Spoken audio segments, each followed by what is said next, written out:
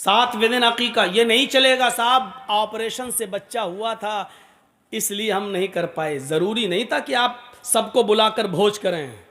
अकीके में क्या है, लड़की है तो घर में एक बकरी ज़िबा कर दीजिए और उसका गोश्त गरीबों और मिस्कीनों में बांट दीजिए, हो गया अकीका। लड़का है 2 बकरे लाइए और ज़िबा कर दीजिए और उनका गोश्त गरीबों फ़कीरों मिस्कीनों में बांट दीजिए, थोड़ा बहुत आप भी रख लीजिए अपने यहाँ, हो गया अकीका। आपकी बीवी अगर ऑपरेशन से बच्चा हुआ है, डिलीवरी हुई है और हॉस्पिटल में है, अभी आप धूमधाम से अकीका नहीं कर सकते, मत करिए।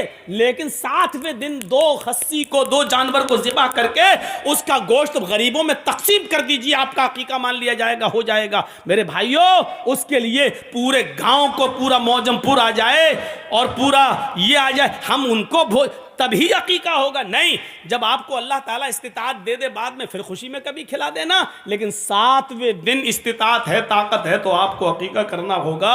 अगर आप के यहाँ बच्चा पैदा हुआ, लड़का है वो, और 2 बकरों की ताकत नहीं है, एक की है, तो आप एक ही लाइए और कर दीजिए। जरूरी नहीं है कि आप 2 ही लाएं। हाँ, लड़का है तो 2 चाहिए अगर इस्तिताअत है तो। अगर लड़का है 2 की इस्तिताअत नहीं है, 1 की है, तो 1 ही लाकर आप कर दीजिए। नियत ये हो कि अल्लाह अगर तूने मुझे दिया होता तो मैं 2 करता, लेकिन मेरे पास 2 की नहीं 1 की है, तो 1 ही लाकर ज़िबा कर दीजिए मेरे भाइयों, और उसका गोश्त तकसीम कर दीजिए। इन्न दीन युस्रुन, दीन आसान है, उसको मुश्किल हमने और आपने बनाया। नहीं साहब अभी नहीं करें, क्यों नहीं करें?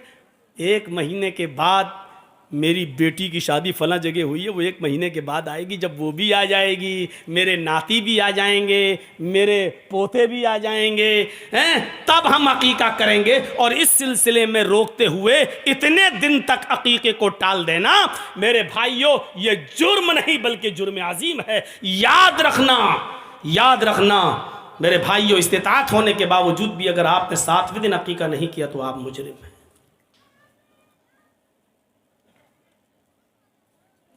बात तो ज़िम्नी आ गई, वरना ये कोई टॉपिक नहीं था।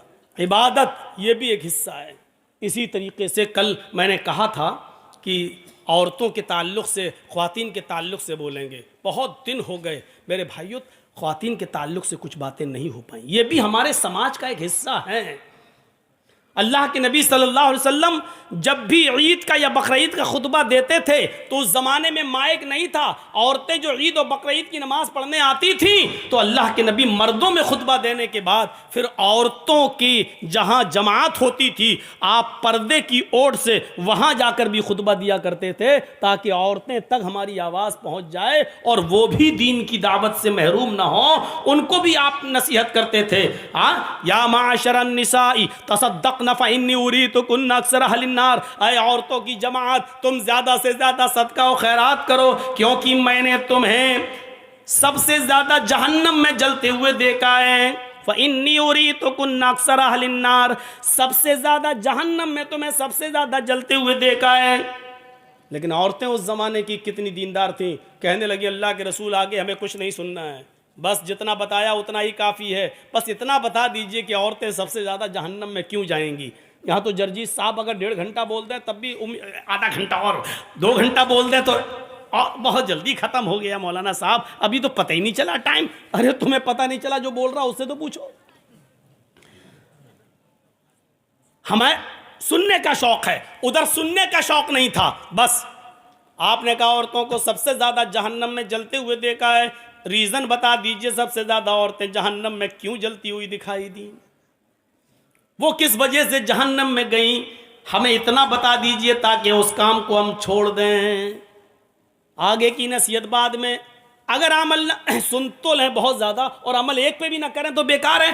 कम सुनना है लेकिन अमल करना है। हमें बताइए क्यों गई। अल्लाह के नबी ने फरमाया तुम सबसे ज़्यादा जहन्नम में इसलिए गई हो, तुम सबसे ज़्यादा जहन्नम में इसलिए डाली गई हो, तुकसिरनल लाना तकफुरनल अशीर, पहली वजह यह है कि तुम लानो तान ज़्यादा करती हो, तुम चुगली ज़्यादा करती हो।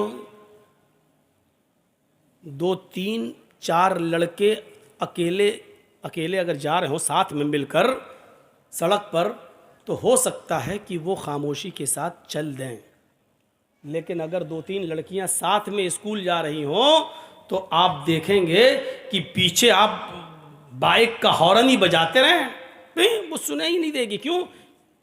वो बातों में, अपनी सहेलियों की बातों में लगी हुई हैं, उनको नहीं सुनाई देगा, क्योंकि उनकी बातें आपके हॉर्न के बाइक के हॉर्न से ज्यादा वो उसमें मस्त है, बातों में लगी हुई है, नहीं सुनाई दे रहा हॉर्न। तो एक तो लानो तान ज्यादा करती हो, और दूसरी वजह तुम्हारे जहन्नम में जाने की है कि तकफुर नलाशीर, शोहरों की नाफरमानी तुम ज्यादा करते हो। ये तो आप औरतों को भी बोला करते थे, और इस वक्त बड़ा मुद्दा जो उठा, और आज देख लीजिए जो सोशल मीडिया पे चल रहा है, किसी आदमी का जो मर्डर कर दिया गया है और मार दिया गया है, ये होना है, इलेक्शन का दौर है ना। किसी तरीके से, अरे आपके यहां की बात नहीं कर रहे हैं, हम कर्नाटक की बात कर रहे हैं, आप यहां अनीस को घुसेड़ दिए।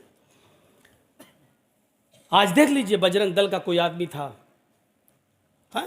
कितना चर्चा उसका हो रहा और उसके तार मुसलमानों से जोड़ने की कोशिश की जा रही है, और कोई बड़ी बात नहीं। जैसे 2024 के इलेक्शन के मौके पर पुलवामा हमला हो गया, तो ये ध्रुवीकरण का सब कुछ होगा, अंदंद हेरा फेरी सब कुछ किया जाएगा और होगा। हिजाब का मुद्दा उठा, होना तो यह चाहिए था हिजाब के मुद्दे पर उठने के बाद कि हमें कोई जलूस नहीं निकालना था, कोई एहतिजाज नहीं करना था, लेकिन एक ऐसा मंसूबा होना चाहिए हमारी औरतों के अंदर, हमारी ख्वातीन के अंदर, कि जिस चीज को मुद्दा बनाया अब हम करके दिखाएंगे, और इस्लाम की इस अहम रुकन को हम जिंदा करके दिखाएंगे। तो जितनी बेपर्दा घूम रही थी उन सबको पर्दे में आ जाना चाहिए। बाजारों में भी अपना एहतिजाज इस तरीके से पेश करें कि नहीं, ये मसला सिर्फ उन बच्चियों का नहीं रहा अब जो स्कूल में पढ़ रही और उनको हिजाब से रोका जा रहा है। अब हम बाजारों में जाएंगे तो हिजाब पहनकर जाएंगे, अब हम मायके जाएंगे तो हिजाब पहनकर जाएंगे। होना यह चाहिए था कि अब उसको अपनी आन से और अपनी शान से और अपने मजहब के से जोड़कर देखना चाहिए था हमारी मां बहन बेटियों को। लेकिन जलूस निकाल देने से तो हम उन्हीं का काम कर रहे हैं। उनको तो यही हथियार चाहिए जो हम उनके हाथ में दे देते हैं कि लो साहब, वो अपने मकसद में कामयाब हो जाते हैं। होना यह चाहिए था, हो ये रहा है। चलेगा, 10 मार्च के बाद सब ठंडा हो जाएगा, फिर उस इलाके में चलेगा जहां फिर इलेक्शन का दौर होगा। ये चीजें चलती रहेंगी, लेकिन इसमें कोई शक नहीं है कि औरत पर पर्दा फर्ज है। आज मैं आपको कुछ ऐसी चीज बताना चाहता हूं कि लफ्ज़े औरत ही ये बतलाता है कि पर्दा है। औरत, फीमेल, उर्दू में क्या कहेंगे? औरत। हिंदी में क्या कहेंगे? स्त्री। इंग्लिश में कहेंगे वोमेन। उर्दू और अरबी ये दोनों लफ्ज क्या है? औरत। और ये औरत का लफ्ज इतना मशहूर हुआ कि हिंदी की जो किताबें हैं सिलेबस, उसमें भी यही पढ़ाया जाता है, छोटे ओ से ओखली, बड़े ओ से औरत। खुद हिंदू सिलेबस में भी यही लिखा है, औरत। लेकिन औरत का माना क्या होता है? औरत का माना ही होता है सतर। औरत का माना ही होता है छिपाई जाने की चीज। औरत का माना होता है, खुलकर सही माना बता दूं, औरत का माना होता है नंगा या नंगी, और नंगी चीज को छिपाया जाता है। जो चीज बरहना हो उसको छिपाई जाती है। तो औरत के माना क्या होते हैं? नंगा या नंगी, उसको छिपाया जाए। कुरान करीम की आयत से समझाने की कोशिश करता हूं। सलासतु औरातिन लकुम, यह है कुरान करीम की आयत का एक टुकड़ा। देखिए, औरत का प्लूरल इस्तेमाल हुआ है। थोड़ी सी स्पीड हमारी डाउन होगी, बाद में हम फिर अपने लबो लहजे में आएंगे। पहले समझ लीजिए, सलासतु औरातिल लकुम, औरत का प्लूरल इस्तेमाल हुआ क्या है? औरात, औरत सिंगुलर और औरात प्लूरल। 3 वक्त ऐसे हैं जो नंगे हैं। अब भौंडा तर्जुमा अच्छा नहीं लगता है, इसलिए इसका तर्जुमा मैं यूं कर रहा हूं, सलासतु औरातिल लकुम, 3 टाइम्स, 3 औकात, 3 वक्त ऐसे हैं जो पर्दे के वक्त हैं। इन पर्दे के वक्तों में, इन नंगे वक्तों में तुम किसी के घर न जाया करो। अल्लाह ताला ने, कुरान कह रहा, अल्लाह ताला ने जो आदाब सिखलाए हैं कि किसी के घर जाओ तो पहले दरवाज़ा खटखटाओ, जब वो दरवाज़ा खोले तो सलाम कह के अंदर जाओ।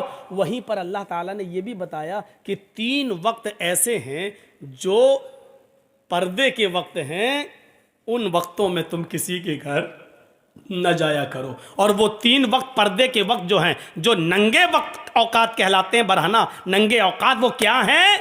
नमाज फजर से पहले, पहला वक्त, फजर की नमाज से पहले तुम किसी के घर मत जाओ। भाई शौहर बीवी हैं, लेटे हैं, आराम कर रहे हैं, सो रहे हैं, आप किसी के घर इस वक्त नहीं जाइए। मना किया है फजर की नमाज से पहले किसी के घर जाने से।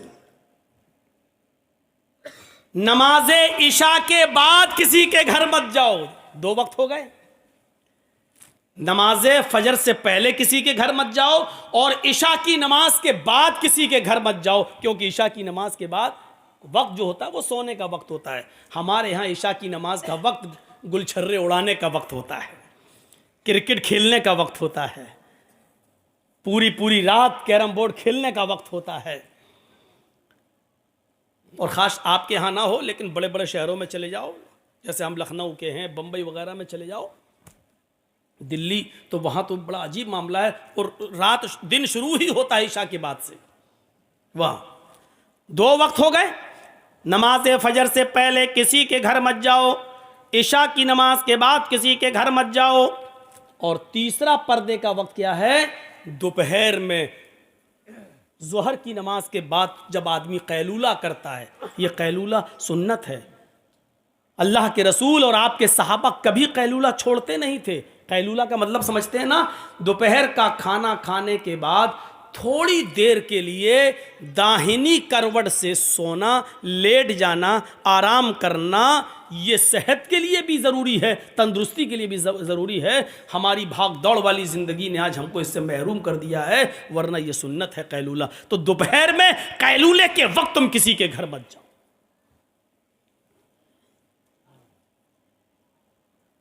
तो ये 3 वक्त पर्दे के वक्त बताए हैं, किसी के घर इन वक्तों में नहीं जाना चाहिए। बहुत ज़्यादा इमरजेंसी हो, ज़रूरी हो, किसी की तबीयत ख़राब हो, फ़ोन करके बुला रहा हो, तो देखिए मजबूरी में फिर कुछ कंडीशनें बन जाती हैं। मजबूरी में फिर इतनी मजबूरी कि जान जा रही हो, कोई चीज़ नहीं मिल रही हो, तो ऐसी सूरत में तो फिर खिंजीर का, सूअर का गोश्त भी हलाल हो जाता है जान बचाने के लिए। वो फिर मजबूरी की एक कैफियत दूसरी हो जाती है। मैं यहाँ जो कैफियत बतला रहा हूँ वो ये है कि मजबूरी हो तो अलग बात है, वरना इन 3 औकात में किसी के यहाँ नहीं जाना चाहिए। तो यहाँ क्या लफ्ज़ इस्तेमाल हुआ? औरत, और उसका प्लूरल औरात। सलासतु औरातिल लकुम, 3 वक्त ऐसे हैं जो नंगे औकात हैं, इनको पर्दे की ज़रूरत है, यानी नौकात के अंदर तुम किसी के घर न जाओ। एक जंग हो रही थी, जंग अहज़ाब, ग़ज़वे अहज़ाब के नाम से मशहूर थी। अल्लाह के नबी ने जब सहाबा से उस ग़ज़वे में निकलने के लिए गुजारिश की कि निकलो उस जंग में, तो जो मुनाफिक थे, मुनाफिक जानते हैं ना, उसको बताने की ज़रूरत नहीं। आज थोड़ा सा गर्म पानी रखिएगा, क्योंकि लगता है कि जाएगी आवाज़। नहीं है तो मंगा लो थोड़ा सा, आजकल तो चाय की होटलें तो खुली होंगी। तो सुनिए, जब ग़ज़वे अहज़ाब के निकलने का हुक्म दिया मुसलमानों को, सहाबा को, तो उसमें बड़ी अजीब चीज़ बता रहा हूँ आज। तो उसमें जो कुछ मुनाफिक थे, मुनाफिक को मैं इतना बता दूं, मुनाफिक किसे कहते हैं? जो ना इधर होता है ना उधर होता है। ना इस्लाम के अंदर ना कुफ्र के अंदर, उसको पता ही नहीं चलता कि सही क्या है। वो हमारे मुंह पे हमारे जैसी और आपके मुंह पे आपकी जैसी, ये होता मुनाफिक। मुनाफिक को समझाने के लिए सही मिसाल दूं, एक तो होती है नींद, गहरी नींद, हम सो रहे हैं, गहरी नींद सोने वाला आदमी दुनिया की लज्जतों से महरूम है, लेकिन नींद की लज्जत उसको मिल रही है, सुकून उसको मिल रहा है।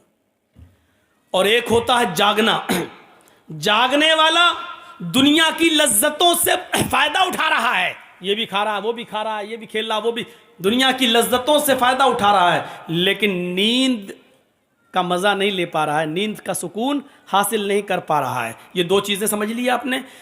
गहरी नींद में जो आदमी सो रहा है वो दुनियावी चीजों के मजे नहीं ले रहा है, लेकिन नींद का सुकून उसको मिल रहा है। जागने वाला आदमी दुनियावी चीजों से लुत्फ अंदोज हो रहा है, एंजॉय ले रहा है, लेकिन नींद के मजे नहीं ले पा रहा है।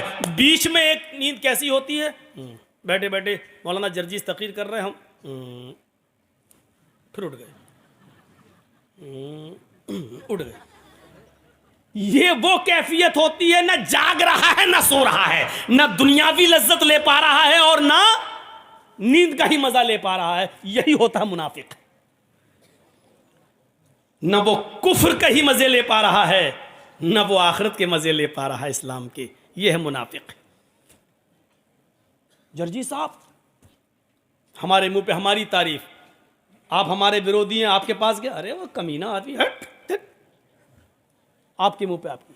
तो ये मुनाफिक थे जो इस शर्त पे अल्लाह के नबी के साथ रह रहे थे कि जब कोई हम पर हमला करेगा आप पर, तो हम आपका साथ देंगे। जिन्होंने कलमा पढ़ लिया था लेकिन धोखा देने के लिए, और अल्लाह के रसूल साहबा उनको मुसलमान समझ रहे थे कि ये तो कलमा गो हैं, हमारे भाई हैं। सारे लोग जब जाने लगे ग़ज़वे अहज़ाब में, तो ये मुनाफिक लोगों ने क्या कहा, आए अल्लाह के नबी, आए अल्लाह के रसूल, हम ग़ज़वे में शिरकत नहीं कर सकते, हम जंग में नहीं जा सकते हैं। कुरान पढ़िए, कुरान क्या कहता है, आए अल्लाह के नबी मैं ग़ज़वे में नहीं जा सकता। क्यों नहीं जा सकता, अपनी वजह बताते हैं ये मुनाफिक। इन्ना बुयूतना औरतुन, औरत का लफ्ज़ इस्तेमाल हो रहा है, गौर कीजिए। इन मुनाफिकों ने क्या कहा, इन्ना बुयूतना औरतुन, हमारे घर नंगे हैं। आए अल्लाह के नबी हम अपना घर छोड़कर नहीं जा सकते हैं। इन्ना बुयूतना औरतुन, हमारे घर नंगे हैं, यानी हमारे घरों में दरवाजे नहीं हैं। अगर हम जंग में चले जाएंगे तो हमारी बीवी और बेटियों की इज्जत महफूज नहीं रहेगी। हमारे घरों में दरवाजे नहीं लगे हैं, या ये कहिए कि दरवाजे तो लगे हैं लेकिन दीवारें बहुत छोटी छोटी हैं, कोई भी दीवार से चढ़कर हमारे घर में छलांग लगा सकता है, हमारे घर में आ सकता है। बहाना क्या बनाया कि हमारे घरों में हिफाजत नहीं है, हमारे घर नंगे हैं, उसमें दरवाजे नहीं हैं, इसलिए हम नहीं जा सकते हैं, हमारी मजबूरी है। तो उन्होंने अपने घरों को गैर महफूज कहने के लिए कौन सा जुमला इस्तेमाल किया, औरत का वर्ड इस्तेमाल किया जो कुरान में आया है, इन्ना बुयूतना औरतुन, हमारे घर नंगे हैं। औरत का मतलब क्या हुआ, नंगा या नंगी, और नंगी चीज को छिपाया जाता है। आपका घर बहुत आलीशान बना हो लेकिन दरवाज़ा ना हो तो उस घर की कोई हैसियत नहीं, क्योंकि कोई भी चोर चोरी कर सकता है। इसका मतलब यह है कि आपका घर नंगा है, जब तक उसको छिपाओगे नहीं, औरत उस घर के अंदर औरत नहीं रखोगे, यानी दरवाज़ा नहीं रखोगे, आपका घर गैर महफूज है। घर को ढकना ज़रूरी है, दरवाज़ा ज़रूरी है। इसी तरीके से औरत नंगी है, उसकी हिफाजत ज़रूरी है, यानी उसके लिए पर्दा ज़रूरी है, उसके लिए सतर ज़रूरी है। कहिए मौज़म पुरो कलिया चक और इधर उधर से आए हुए लोगों, अब क्या कहोगे हिजाब के बारे में और नकाब के बारे में। वो तो अल्लाह भला करे इन मदरसों का कि जब से ये मदरसे खुले हैं तब से हमें कुछ बुरके और कुछ नकाब दिखाई दे जाते हैं, वरना नकाब है ही कहाँ। आज भी हमारे यहाँ और यानियत और जहालत का आलम यह है कि आज भी हमारे घरों की औरतें घरों में नहीं, हमारे मोहल्लों में बने हुए तालाब में नहाती हैं, और उन तालाबों में नहाती हैं जहां से मर्दों का गुजर भी होता है। आज भी हमारी जहालत और हमारी औरियानियत और हमारे नंगेपन का हाल ये है कि हम समझ ही नहीं पा रही हैं कि हमें घर के अंदर जिस औरत के सर का एक बाल तक दिखना जायज न हो, वो ऐसे तालाब में नहाए जो सड़क पर बना हो, सड़क के किनारे, और जहां मर्द भी गुजर रहे हो और औरतें भी गुजर रही हो। मेरे प्यारे साथियों, इसको हम जहालत और औरियानियत के अलावा और कोई दूसरा नाम नहीं दिया जा सकता, इसको सुनना पड़ेगा। परंपरा कह लो, रवाज कह लो, लेकिन परंपरा और रवाज जब गलत हो तो उसको बदलना चाहिए, उसको चेंज करना चाहिए। यह भी इबादत का एक हिस्सा है। आज बदअमनी क्यों है? औरत जितना पर्दे में रहेगी अमन रहेगा, औरत जितना बेपर्दा रहेगी अमन भंग होगा, शांति भंग होगी। और आज देख लीजिए शांति भंग होने की वजह क्या है? औरत का नंगापन, औरत के कपड़े, औरत का बेहुदा लिबास, औरत की औरियानियत, और आज की जवान लड़कियों का पहनावा और उनकी ड्रेस। मैं जानता हूं कि हमारी इस तकरीर को भी तोड़ मरोड़ कर पेश किया जाता है, साहब औरत की आज़ादी छीनी जा रही है।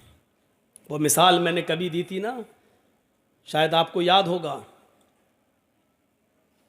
भेड़िए ने बकरियों को मशवरा दिया था कि तुम अपने मालिक के खूंटे में बंधी रहती हो, जरा जंगल में टहल कर देखो, खुली हवा है, फिजा है, हर तरीके का चारा, सब्जी और हरियाली तुम्हें मिलेगी।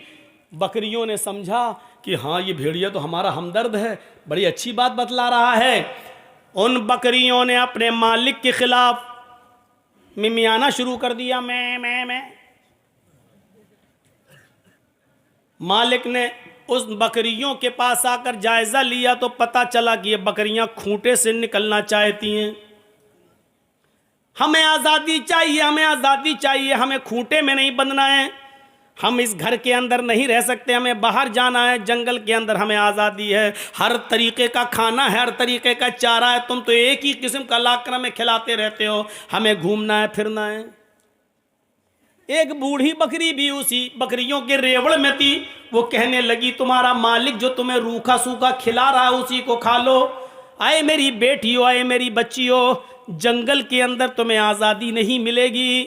ये खूबसूरत आज़ादी तुम्हें दूर से बड़ी खूबसूरत दिखाई देगी, लेकिन अंदर से बड़ी घिनौनी है। तुम उकता जाओगी, तुम कोफ्त हो जाओगी, तुम परेशान हो जाओगी। इन तमाम बकरियों ने उस बूढ़ी बकरी से कहा, माँ तुम अपना मुंह बंद करो, चुप रहो, तुम तो बुढ़ी हो चुकी हो, तुम तो अपनी जिंदगी जी चुकी हो, 1-2 महीने की और मेहमान हो, हमसे हमारी जिंदगी का हक क्यों छीन रही हो? हमें बाजार, हमें गांव में, हमें जंगलों में घूमने दो। वो खूंटा तोड़ने लगी, रस्सियां तोड़ने लगी। जब काम नहीं चला तो भूख हड़ताल कर देती हैं बकरियां। मालिक जो खिलाएगा खाएंगे ही नहीं।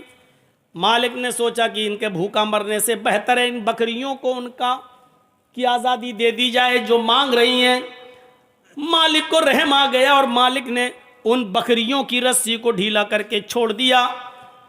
छलांग लगाती हुई, फलांगती हुई ये बकरियां जंगल के अंदर जाती हैं। जंगल के अंदर ये बकरियां जाती हैं, टहलती हैं, बड़ी खुली हवा आ रही है। देखो ये कैसी हरियाली लगी है, हम ये खाएंगे, वो खाएंगे, यहाँ आराम से घूमेंगे फिरेंगे। बूढ़ी बकरी अपने मालिक को छोड़कर नहीं जाती है।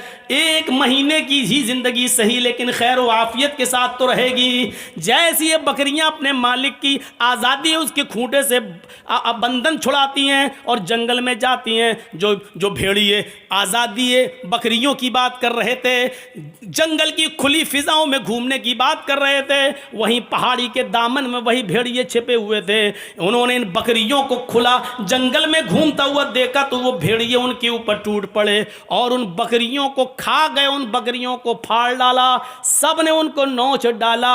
आज जो औरतों की आज़ादी, उनको घरों से निकालकर आज़ादी की बात कर रहे हैं, ये वही भेड़िए हैं जंगल के, ये वही भेड़िए हैं जंगल के। इन औरतों को इतना आज़ादी दे दी जाएगी तो यही भेड़िए उनको नोच डालेंगे, खा डालेंगे। देख लीजिए कैसे कैसे वाक़यात सामने आते हैं कि फलां मंत्री ने फलां की लड़की के साथ बलात्कार किया है, उसके बाप ने कोर्ट में मुकदमा दायर किया, गवाही देने जा रहा है तो बाप को भी रास्ते से हटा दिया। जो उस लड़की के फेवर में गवाही देने जाना चाहते थे उसकी उन गवाहों को भी मरवा दिया। आज देख लीजिए मेरे प्यारे साथियों, ये वाक़यात आपको बहुत आसानी आसानी के साथ सुनने को मिल जाएंगे, पढ़ने को। जो आज़ादी निस्वां, औरतों की आज़ादी का नारा लगाते हैं, वही छुपे हुए भेड़िए हैं जो इन औरतों की आज़ादी का नाजायज़ फ़ायदा उठाते हैं। वरना बताओ बताओ कौन सा डिपार्टमेंट आज ऐसा है जो बदनाम ना हो, और जहां लड़कियों को उनकी मर्जी के मुताबिक अगर कोई सर्विस या कोई नौकरी मिलती है और उनका जिस्म सही सलामत रहता हो। कोई एक डिपार्टमेंट बता दो जहां उनको उनकी मर्जी के मुताबिक डिपार्टमेंट मिलने के लिए उनके जिस्म का सौदा ना किया जाता हो। और इस मामले में फिल्मी दुनिया सबसे ज्यादा बदनाम है। मेरे प्यारे साथियों, यही वो आजादी है जो तुम मांग रही हो, और ये वही भेड़िए हैं जो तुम्हारी आजादी की फिक्र कर रहे हैं और तुम्हें हक दिलाना चाहते हैं। मेरे इस मामले को हमारी माँ और बहनों को सोचना पड़ेगा और समझना पड़ेगा। इस्लाम ने तुम्हें जितनी आज़ादी दी है उतनी काफ़ी है, और जितना तुम्हें किसी बंधन में रखा है वो तुम्हारी हिफाजत के लिए, तुम्हारी कीमती चीज़ की हिफाजत के लिए। ज़रा तसव्वुर करो, तुम्हारी वो कीमती चीज़ है, उस कीमती चीज़ की हिफाजत के लिए अल्लाह के नबी ने ये उसूल बना दिया कि अगर किसी की माँ, किसी की बहन, किसी की बेटी घर के अंदर मौजूद है और उसके दरवाजे बंद हैं, फिर भी कोई सुराख से झांक कर तुम्हारे घर में तुम्हारी माँ, बहन, बेटी की इज्जत व आबरू को देखना चाहता है, और तुम्हारी नज़र उसके ऊपर पड़ जाती है कि कोई है जो हमारे बंद दरवाजे और बंद खिड़कियों के बावजूद हमारे घर की जासूसी कर रहा है, हमारी माँ, बहन, बेटी को तक रहा है, तो उस आदमी को हक दिया है कि वो दरवाज़ा खोले, चाकू या छुरी लेकर आए और घर की जासूसी करने वाले, ताक झांक करने वाले का मर्डर कर दे, उसको कत्ल कर दे, तो कत्ल करने वाला गुनाहगार नहीं माना जाएगा। हम भारतीय लॉ के हिसाब से बात नहीं कर रहे हैं, हम इस्लाम की पैराए में बात कर रहे हैं। जरा तसव्वुर करो कि वो कितनी कीमती चीज़ है जिसके लिए इस्लाम इस बात की इजाज़त देता है कि अगर अपनी माँ, बहन, बेटी की इज़्ज़त व आबरू के बचाने के लिए अगर तुम किसी का मर्डर करते हो, कत्ल करते हो, तो तुम कातिल नहीं लिखे जाओगे, और अगर जवाब में उसने तुम्हें मार दिया तो तुम शहीद कहलाओगे। ज़रा तसव्वुर कीजिए आप, कहाँ हैं हम। तो मुनाफिकों ने कौन सा लफ्ज़ इस्तेमाल किया था? औरत। इन्ना बुयूतना औरतुन, हमारे घर नंगे हैं। आइए, कुरान ने जो पर्दा बताया है, कुरान ने जो पर्दा बताया है, जिन लोगों से पर्दा बताया है, वो एक लंबी लिस्ट है कि इनसे पर्दा, इनसे पर्दा, इनसे पर्दा, इनसे पर्दा, और जिनसे पर्दा नहीं है उसकी भी एक लंबी लिस्ट है। इनसे पर्दा नहीं, इनसे पर्दा नहीं, उसमें बाप भी शामिल है, ससुर भी शामिल है, इनसे पर्दा नहीं है। इसी तरीके से सास का दामाद से पर्दा नहीं है। पूरी एक लिस्ट है कुरान की। उस लिस्ट को बताते बताते कुरान करीम में यह आयत भी मौजूद है, अब तिफलिल्लज़ी लम यज़हरू अला औरातिन निसा। यहां पर भी औरात का लफ्ज इस्तेमाल हुआ है। यहां पर भी औरत का प्लूरल औरात यूज किया गया है। अब तिफलिल्लज़ी लम यज़हरू अला औरातिन निसा। तिफल कहते छोटे से बच्चे को। तिफल जो बच्चा भी घुटनों के बल चलता है या उठ के चलता है, 5-6 साल का है, चल रहा है, उठ रहा है। कुरान इस बच्चे के बारे में कह रहा है, आए औरतों, आए ख्वातीन, आए मेरी बंदियों, तुम इनसे पर्दा नहीं कर सकती हो। ससुर से पर्दा नहीं है, शौहर से पर्दा नहीं है, बेटे से पर्दा नहीं है, इनसे पर्दा नहीं है। अब तिफलिल्लज़ी लम यज़हरू अला औरातिन निसा, तुम्हें पर्दे में छूट देते हुए उन बच्चों को से भी पर्दा न करने की छूट दी जा रही है कि तुम उन बच्चों से भी पर्दा नहीं कर सकती हो। अला औरातिन निसा, जो अभी औरतों के पर्दे, उनकी सतर, उनकी शर्मगाह और उनके नंगेपन के बारे में नहीं जानते, यानी उन बच्चों से भी पर्दा नहीं है जिनको अभी औरत के खुफिया अंदरूनी मामलात के बारे में जिनको इल्म नहीं है, उन बच्चों से भी पर्दा की छूट है। तुम उनसे भी पर्दा नहीं कर सकती हो, कोई गुनाह नहीं है।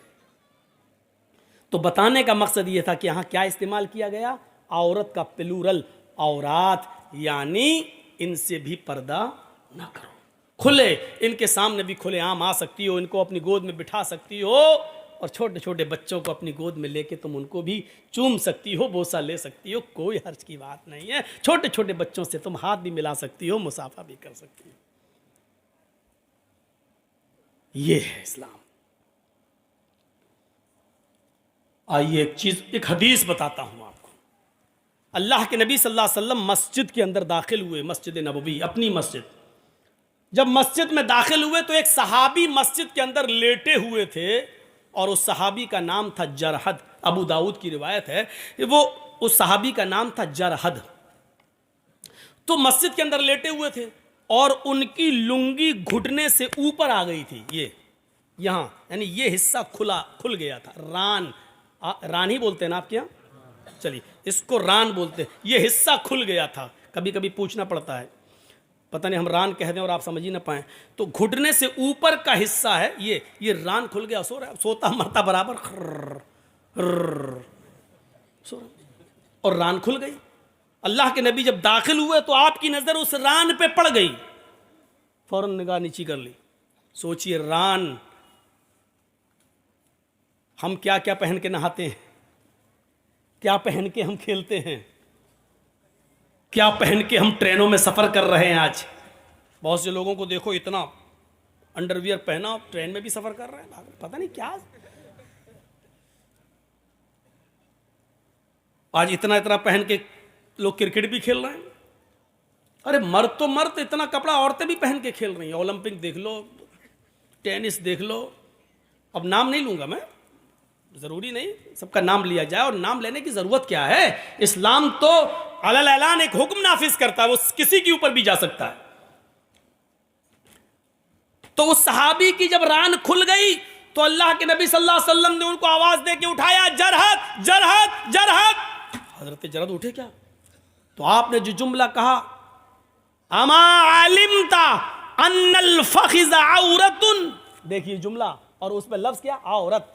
अन्नल फखिज़ औरतुन, आए जरहद, अमा आलिमता, क्या तुम्हें नहीं मालूम? अमा आलिमता, क्या तुम्हें पता नहीं है? अमा आलिमता, क्या तुम्हें यह बात नहीं बताई गई? क्या तुम इस बात से वाकिफ नहीं हो? क्या इस बात से तुम्हें खबरदार नहीं किया गया? क्या तुम्हें नहीं मालूम? अन्नल फखिज़ औरतुन, कि रान भी बरहना है, रान भी सतर है, रान भी नंगेपन में शामिल है, यानी रान को भी छिपाया जाएगा। अन्नल